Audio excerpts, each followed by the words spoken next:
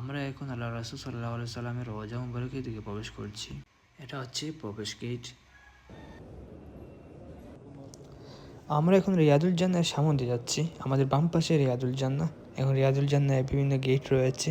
আমরা দেখতে পাচ্ছি একটা গেটে লেখা আছে ইয়াউমুল কিয়ামাতি হাক্কুন, অর্থাৎ কিয়ামত দিবসে আমার সুপারিশ সত্য। ফামান লাম ইউমিন বিহা, যে এটির উপর ঈমান আনবে না, লাম ইয়াকুন মিন আহলিহা, সে আমার দলের অন্তর্ভুক্ত নয়। আমাদের দেশে অনেকেই বলে থাকেন আল্লাহ রাসূল সাল্লাল্লাহু আলাইহি সাল্লামের সুপারিশকে অস্বীকার করেন, তাদের জন্য এই হাদিস যথেষ্ট। আমরা সামনে আগাচ্ছি। এই বাম পাশে রয়েছে রিয়াদুল জান্নাহ। যেহেতু এখন পারমিশন ছাড়া ওখানে ঢোকা যায় না বা আগে অ্যাপসের মাধ্যমে শিডিউল নিতে হয়, তাই অনেকের পক্ষে সেখানে ঢোকা সম্ভব হয় না। এখান থেকে অনেকে ভিডিও করছেন হাত উঁচু করে, যাতে পরবর্তীতে ভিতরের অংশটা দেখতে পারেন। এখানে আমাদেরকে আদবের প্রতি সবচেয়ে বেশি খেয়াল রাখতে হবে এবং বেশি বেশি করে দুরূদ শরীফ পাঠ করতে হবে। আমরা আল্লাহ রাসূল সাল্লাল্লাহু আলাইহি ওয়াসাল্লাম রওজা পাকের সামনে চলে আসছি।